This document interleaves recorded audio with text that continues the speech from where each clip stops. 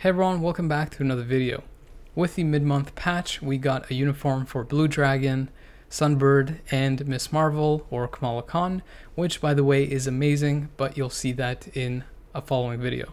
Blue Dragon also got a T4, which I guess I was lucky to unlock her potential in 3 days instead of 4, so I'm also taking a look at her from level 70 to 80, and since she was doing pretty well for me in PvP, I decided to T4 her so you can see how she performs with that new skill as well. The first thing that I did was to test her in PvE, and the build that I had was basically just the CTP of Destruction with attack and defense on top.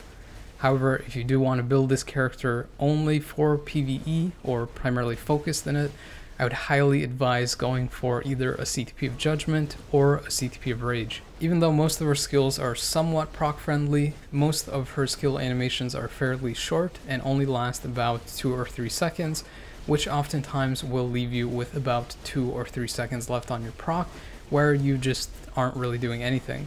That said, if you do want to utilize her in PvP as well, then a CTP of Destruction would be your most ideal hybrid option. Alternatively, you can also use a CTP of Greed as a hybrid option, but it won't be nearly as good on the PvE side, since that Destruction can be reforged with the Strike proc, which is very useful in PvE. I have to say though, even though my build isn't the most ideal for PvE, since it's basically just a 200 proc obelisk, the performance that Blue Dragon had on stage 34 of Knull was actually pretty bad. I don't have her artifact, but regardless of that, even with her own lead and 2 supports and a damage proc, she wasn't able to clear stage 34 of Knull. There are characters I have at level 70 with no damage proc that can clear the stage. Similarly, on stage 34 of Mephisto, it took almost 2.5 minutes to be able to clear the first phase. Considering the fact that you need to complete the first phase in about 60 seconds in order to be able to complete the stage completely,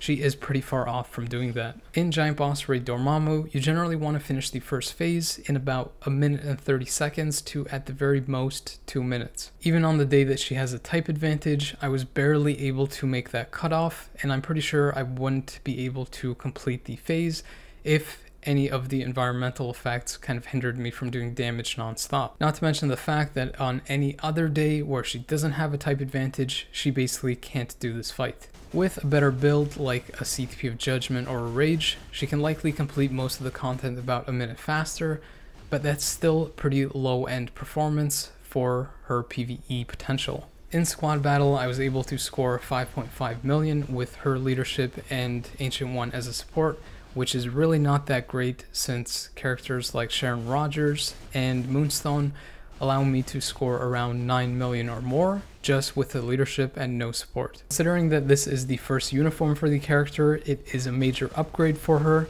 but the uniform alone as an upgrade won't be enough to make the character good. I had to take Blue Dragon past level 70 and onto level 80 for her to have any kind of PvE comparison to some of the modern day uniforms and upgrades from other characters. By doing so, I was actually able to complete the first phase of Knull in under 2 minutes, or about 1 minute faster, which allowed me to clear the stage entirely with roughly 1 minute remaining. Similarly, on Mephisto, I actually completed the first phase in under 60 seconds, or about 1 minute and 15 seconds faster, and was able to complete stage 34 with about 50 seconds left over. Even though the level 80 upgrade provides a substantial improvement, compared to other level 80s, she's still lacking by a considerable amount.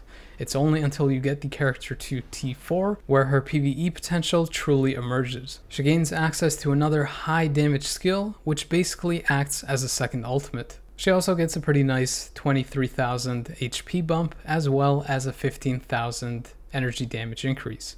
Unlike other T4 skills, Blue Dragon's T4 actually does damage and can trigger your damage proc. So if you're using something like an energy or destruction, you generally want to use it later in the rotation, otherwise you risk proccing on that. This is another reason why a CTP of Rage or Judgment is the most ideal for her, even more so if you get her to T4. On stage 34 with a destruction proc, the T4 skill was doing about 4 to 5 bars worth of damage and was hitting up to 7 times. Also, for those wondering what striker I'm using or which one to use, basically refer to the Hulk or Moon Knight video, since the instinct type that Blue Dragon has is the same as them. In PvE, if you have either of those characters at T4, you can use them to get a max level striker skill. If you pick Hulk, you also have the added benefit of him providing a really good support in PvP, since he uses that high damage iframe ignore skill, which is his 4th. He also is a combat type, which typically counters the speed type that a player will use to beat Blue Dragon. I was reluctant to upgrade Blue Dragon to T4, considering how poorly she was performing at level 70, and how she wasn't really on par at level 80 with some of the other characters. However, after my first test with the character at T4, it completely got rid of all of my doubts, since it flipped the character a full 180 around. On Knull, her clear time improved by almost a full 2 minutes, and on Mephisto it was even more at around 2 minutes and 40 seconds. However, for both of these fights, the improvement is a little bit skewed, since I'm restricted by the animations and the phase changes. So I had to take her into higher stages in order to show you how great she performs. On Knull, the current highest stage that I can use her on is 57, and I was able to complete that with almost 2 minutes and 30 seconds left, which is about 25 seconds slower than the clear time at stage 34, which kind of gives you an idea of the improvement being much bigger, but being restricted by the animations and phases in the fights. I was also able to take her into stage 49 of Mephisto and completed that with well over 2 minutes left, though I probably could have completed it faster, but I was getting kind of locked down and CC'd a couple times. In Giant Boss Raid, I didn't include a clip at level 80 since the type advantage had changed, so it didn't really provide a fair comparison, but the improvement was anywhere from around 30 seconds to 40 seconds roughly. For most other characters, it was usually about, I would say, a minute. With the T4, however, it's more than a minute improvement, and keep in mind that it isn't the type advantage, so it might be a little bit more than that. At this point, if you're wondering what the rotation is or which one I would recommend, if you have a single skill damage proc, you basically do 3 cancel 5 cancel 4. You could also try delay canceling the 5th skill just a little bit, since if you cancel very quickly, you might lose out on the damage entirely. But I would say that the delay is about less than half a second. With the awakening skill available, you do 3 cancel 4 cancel 5, and then proc on the 6th skill. Once you have the T4 is where it gets a little bit tricky, since you do want to spam your other skills in order to fill up that meter faster. So the rotation would be canceling your 1, 2, and 3 skills, followed by the 5th skill. You then usually have your T4 skill, so you use that at this point, and then go into your 4th skill.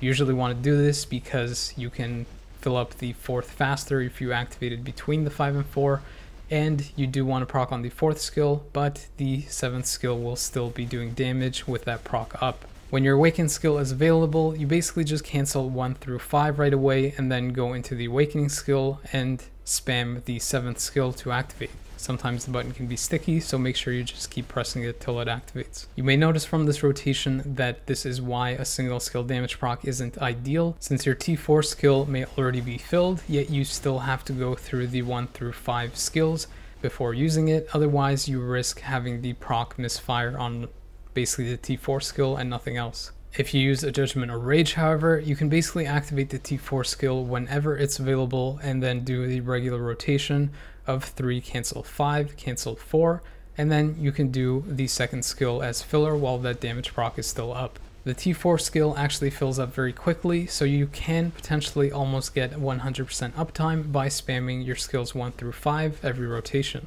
4 minutes and 20 seconds left to clear Dormammu with a T4 might not seem that impressive, but you do have to keep in mind that I'm using a suboptimal build and no artifact. In this screenshot, I changed to a CTP of Destruction with that strike proc, which allowed me to clear a minute faster.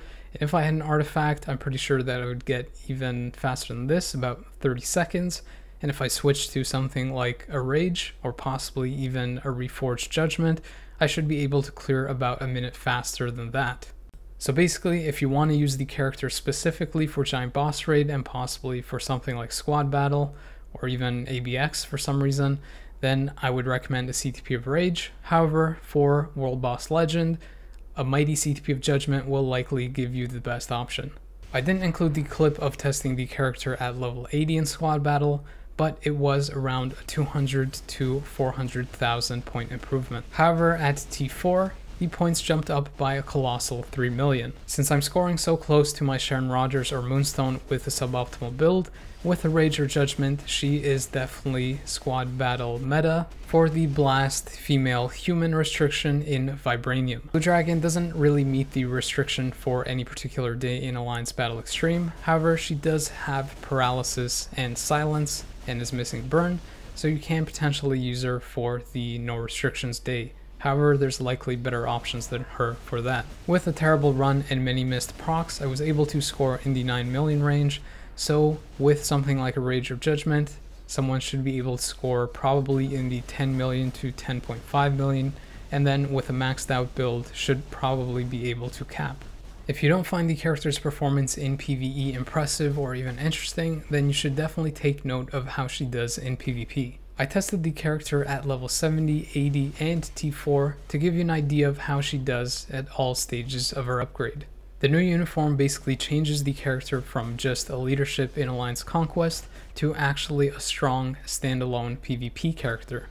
Offensively, Blue Dragon gets a ton of improvements, including the addition of skill damage and bonus damage, as well as increased buff values, a damage accumulation added to her third skill, and more hits and damage across all of her skills. The most notable change is that her third skill is now an iframe ignore counter and provides up to 80% penetration to all sources, as well as having super guard break. Besides that, the 5th and 1st skill also have super guard break, and the 5th skill is cancelable, meaning if the opponent knocks the character out of the animation, the damage will still progress, and the super guard break can potentially lock the opponent down. The character also got a lot going for her defensively. She got 30% damage mitigation added to her uniform passive, as well as a 20% heal on the 5th skill. Some people may have missed this, but the leadership also got improved. The damage didn't increase, but the debuff removal time increased by 5 seconds, meaning that the character is immune to debuffs for an additional 5 seconds, which can make a pretty big difference. I don't have Blue Dragon's artifact, but you might have noticed in the top left corner that the orange icon that an artifact is equipped is present, and that's because I have Sunbird's artifact. That artifact applies to all of the Warriors of the Sky and provides them with an additional 10 to 20% supervillain mitigation, as well as up to 10 to 20% additional health. That mitigation might not seem like much, but if you take that and combine it with Blue Dragon's uniform passive of 30%, as well as Shadow Shell's 25% from her passive, you can stack up pretty quickly. You can see that at level 70, Blue Dragon was performing fairly well and was able to take out all of the top metas. At level 80 though, that becomes even more consistent, since she's able to even dodge more attacks because of the penalties between the level gap. Her AI rotation is also fairly good, usually starting with the 3rd skill, considering that most opponents usually go into iframe. This allows her to get her damage accumulation up very quickly, which combines really well with the 5th skill that does the most damage and usually is the skill that follows up after the 3rd. Following that, the 3rd skill is often off cooldown once that skill ends, and then the AI basically goes back into the 5th skill. However, if any of those skills are interrupted at some point, then the AI will go into the 4th skill. From there, she'll basically just rotate between those 3 skills, which is good because those are her best ones. The 5th and 3rd skill are basically the staples in her kit. The 3rd skill is great because it has that super guard break, so when the counter skill activates, it can basically lock down the opponent to deliver most of the damage. As I mentioned earlier, the 5th skill can also be pretty much insta-cancelled, so again, if the opponent interrupts when the 5th skill is active, or even kills Blue Dragon while the 5th skill is going on, it will linger on and can potentially take out the opponent even after you die. However, the character does have her drawbacks. One of them is that the 3rd skill can easily be interrupted, which means that if the counter skill doesn't activate, she won't do most of her damage, and she won't have an iframe ignore skill active. So she'll basically just stand there if the opponent is in iframe. In Timeline, you also usually lose a spot because you use Sunbird to provide the revive, and he isn't nearly as good as Blue Dragon. You often also have to use Blue Dragon in the lead spot, which means that you have to kind of run around or keep her alive for those few seconds to get your skills off cooldown. These are two reasons why the character might not be the most ideal for timeline, but she definitely is a very strong PvP character, and you can see the performance improve even more when you take her to T4. At this point, her survivability and damage spikes, especially if you're using a damage proc. Because the 3rd and 5th skill have pretty decent skill priority, they can often activate very quickly before the opponents, and with a damage proc, the character can sometimes wipe out the whole team by herself, even on auto. In terms of build recommendations, you definitely have a lot of options and can even use a damage proc if you wish. I'd say that the top 3 options for her are likely a CTP of Destruction, a CTP of Authority, and even a CTP of Greed. I'm currently using a CTP of Destruction because I had it before, but also for my testing it seemed to be very effective because her skills have high skill priority and because the 3rd skill is a little bit more deceptive than you might think. It mentions that you get 80% penetration to all sources when the 3rd skill is used.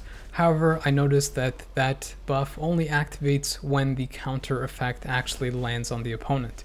If the skill is used but the counter isn't activated, you don't get that 80% penetration. Seeing as how the 3rd skill can be interrupted often, you will be left with no penetration, which the CTP of Destruction accounts for. Not to mention the fact that the Awakening skill doesn't have any penetration on it, so by using a Destruction, you can apply that to the Awakening skill as well, allowing for you to one-shot opponents who are invincible. Alternatively, if you're not so worried about the penetration and still want the character to be offensive, CTP of Greed with the ambush effect could probably work quite well, since most of her skills are lingering and can take advantage of the multi-proc, and because she can survive enough to fill up the ambush, it can make you immune to invincible as well as to super guard break, which means your 3rd skill should probably hit more consistently. A damage proc will likely also take out speed counters before they can get going. However, if you do want to build the character fully defensively, then I would definitely recommend a CTP of Authority with the steal effect, since if you combine that with Blue Dragon's uniform passive, Sunbird's artifact, and Shadow Shell's team passive, you should be able to get that unkillable effect for 5 seconds quite often, especially versus villains. If you want to know how to use the character manually in timeline, here is an example of me doing that. Off the start, you basically want to run away a little bit just so you get some time for your skills to come off cooldown. From there, you generally always want to go into your 3rd skill whenever it's active, and then follow up with your 5th skill after the counter activation has occurred. If the opponent hasn't died, then go into the 4th skill since it's a full iframe and it can buy you more time for you to go back into the 3rd and 5th skill. Warlock can be a little bit tricky though since he can one-shot you, but fortunately you can use the Awakening skill as soon as you get revived. If you want my opinion on which CTP to use for her in PvP, I would first lean towards the Destruction because it does give you guaranteed penetration on that Awakening skill, allowing you to hit characters who are invincible and allowing you to potentially one-shot speed characters that hard counter her. This will also allow you to use the character in PvE to some extent, which is really nice if you don't have a lot of T4 characters. If you're looking to get this uniform just for PvE, then I wouldn't really recommend it unless you can get the character to T4. So in order for her to actually shine and be really good, you unfortunately have to invest a lot in the character. Alternatively, if you're more interested in using her in PvP, then you don't really have to go all the way to T4 to see the benefits of her new uniform. Unfortunately, I wasn't able to include any clips of her in Alliance Conquest since it just started and I'm in one that doesn't really have a lot of action. I'll try and get some clips of that if I can and include it in the Sunbird video. I usually put a lot of extra work testing T4 characters, so if you did find this interesting or helpful, please consider liking and subscribing and sharing it with other people since it might help them out as well. I know it'll definitely help me out. Anyways, I appreciate people taking the time to watch these, so thank you, but the video is now over.